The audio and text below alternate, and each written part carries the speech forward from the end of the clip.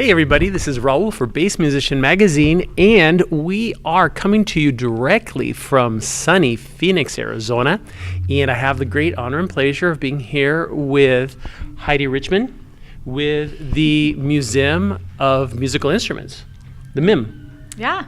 Yes. Nice to have you guys. We're so excited. Thanks for being here. Thank you. So we were excited to come down here. There is some amazing things for us bassists to see. Not the least of which is the Octobass. We're going to have some footage for you to hear the actual Octobass in action. But would like to know kind of the overall picture. Tell us about this facility. This is just an amazing place. Yeah, absolutely. So the Musical Instrument Museum here in Phoenix, Arizona, it's 200,000 square feet. So definitely not a small building. So I'm really glad these guys brought their walking shoes. And we have over 6,500 instruments on display. So a really nice collection to see. And then actually in our collection as a whole, we have over 16,000. So things are always changing, and there's truly a lot to see. And as you said, there are lots for you bass players as well. Very, very cool. And the facility has so many, it has exhibits from all over the world, a lot of stuff from the United States, but it has hands-on. Mm-hmm. You may hear a little bit in the background. There's a school group playing instruments. Yeah. How did something like this came about? This is just such a great idea. Yeah, so to speak to your first point, we do have things from all around the world. In fact, MIM is the world's only global musical instrument museum, so that's pretty special, and it means that that entire second floor is nothing but geo-galleries, so our geographical galleries where you can basically travel the world through music, which is pretty cool. But in about 2010, that's when we opened, and the idea was we wanted to unite people through music, right? Music is the language of the soul. And no matter who you are or where you come from, there is something for you. Mm-hmm. And that's what we wanted to bring here to the desert. Oh, it's so amazing.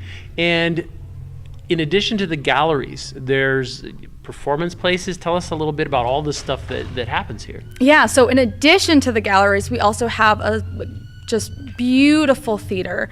It's got about 300 seats, but I'll tell you, it's not 300, it's 299.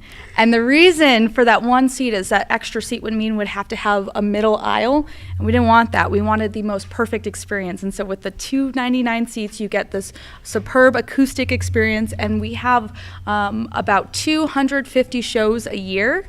And it's just stunning. So any artist you can think of, I mean, we've been really lucky with the selection there.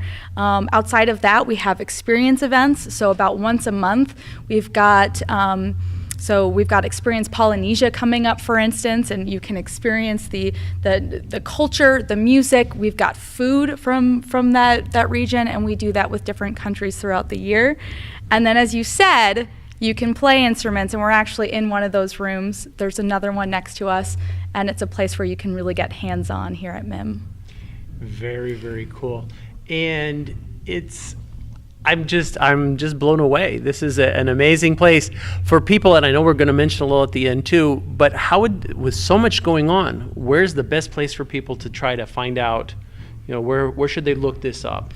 Yeah, so our website is mim.org, mim.org, and that's really the best place. We've got an event calendar, we've got a theater calendar that will show all the upcoming concerts, and that's really where you're going to be able to see everything. Through mim.org, you've got all of our social media pages, so you can follow us at MIM Phoenix, and then you can also sign up for our emails. Very cool. Well, my fellow bassists and musicians, let's take a look at the facility. We're going to share just a small portion. If you really want to get the experience, you're going to have to come here. There's no way that we could possibly bring it to you. I don't think we could do a video long enough to do this justice. So we'll take a look around and we'll come back to you. All right. Hi, my name is Rich Walter. I'm one of the curators here at the Musical Instrument Museum. And it's a pleasure to be here with Bass Musician Magazine. I've got in my hand here our custom bow for what is called the Octobass behind me here. The Octobass is a 12-foot tall recreation of an instrument that was originally built around 1850 by Jean-Baptiste Vuillaume. And so it was a real instrument. Of course, it's not remain very popular. They're tough to lug around, but we're really thrilled to have one of the very, very few playable octobasses in existence here in the Orientation Gallery at the Musical Instrument Museum, and I'm happy to give a quick demonstration just to prove that this does work as a musical instrument. It's totally playable.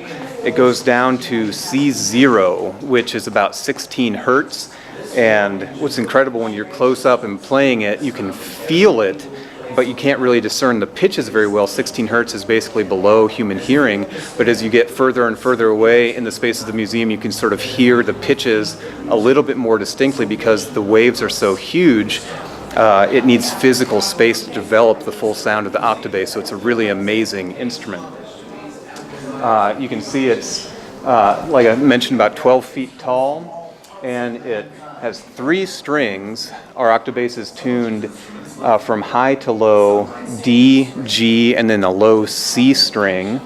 Everything is fully functional, so even the friction pegs at the top aren't there for ornament. They're functional friction pegs, but then to be more practical, we have some familiar looking bass tuners, fine tuners on the tailpiece there in the instrument. Whole thing only weighs about 60 to 62 pounds. And then to play it, since it's too big to actually play with your fingers, you can see these levers on the side of the instrument by the neck block, and you can pull each of those levers, and that actuates what is basically a mechanical capo at half-step intervals, so you can play a full chromatic scale here on the octobass.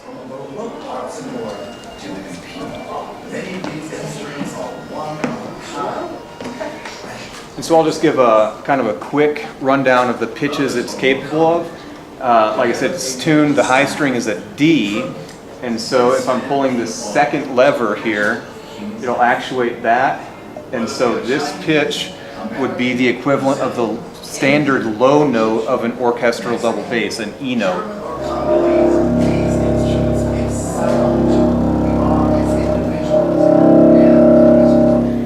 Each of these levers, half step by half step, actuates these capos so I can ascend in the scale.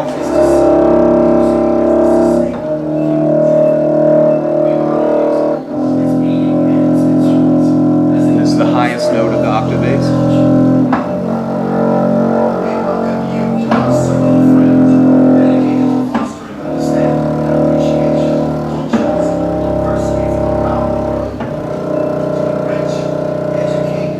Then beyond that, everything is really the domain of the octobass itself, and we get lower and lower. So here on the middle string,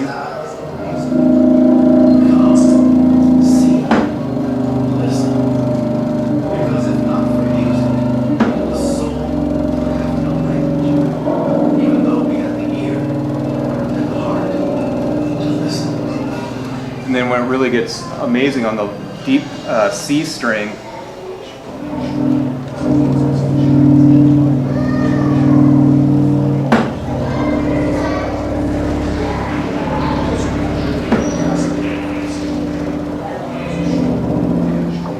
the open C string down about 16 hertz. And it's a fantastic demonstration as far as how a stringed instrument works and sound being equated with vibrations. It's still vibrating here. On something of this low pitch and the size of this string, you can see with your naked eye truly the vibration of the string. You can see the wave developing on the string, which is so much harder to do with, say, a violin where it looks like a flat line, but this string, you really get the impression of a string is vibrating through space, creating that pitch.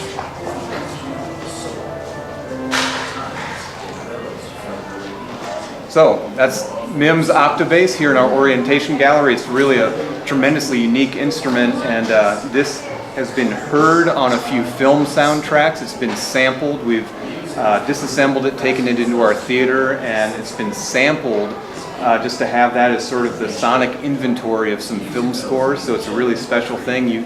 People have actually heard it in theaters, whether they're aware of it or not. But we occasionally really love demonstrating the octobass because it's one of the most special instruments in our collection.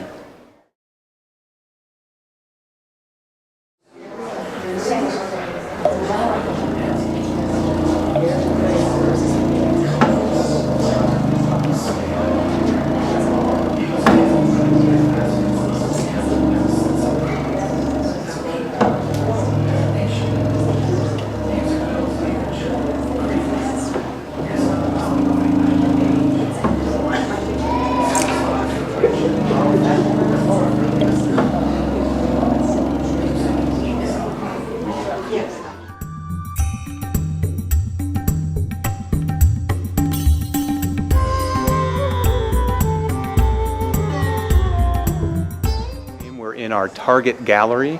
And we currently have a special exhibition called Dragons and Vines, Inlaid Guitar Masterpieces.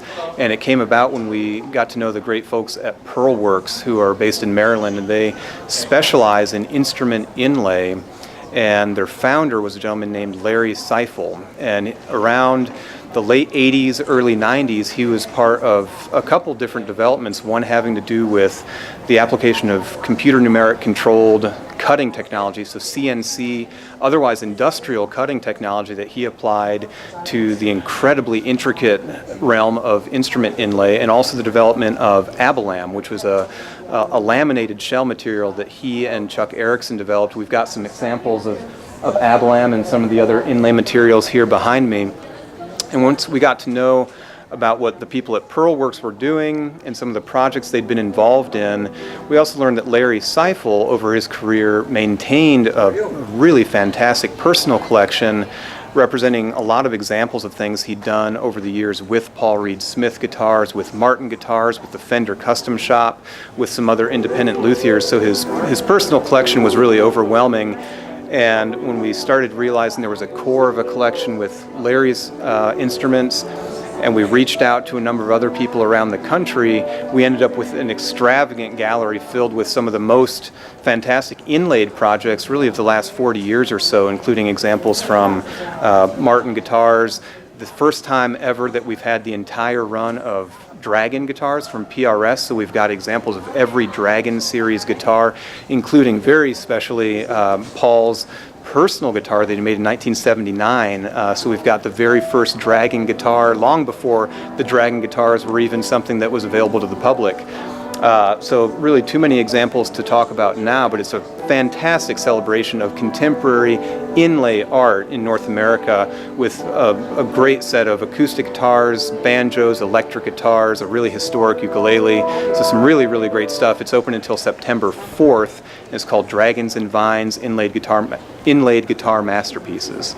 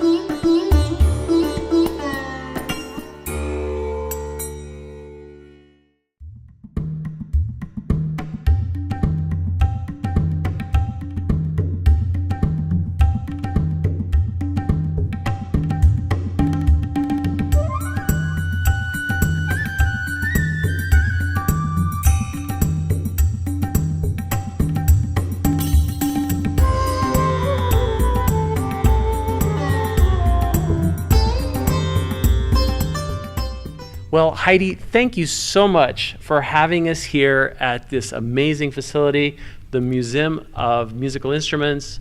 I'm just, again, overwhelmed, and even not just as a bassist, but seeing all of the other instruments that relate to the music and musicians that I've played with. It's just a fabulous experience. Again, where's the best place for people to find out what's going on and kind of time their trip? Because if you come to the Phoenix area, you have to, you need to spend a day here. That's right, yes. People like to spend a day, sometimes two.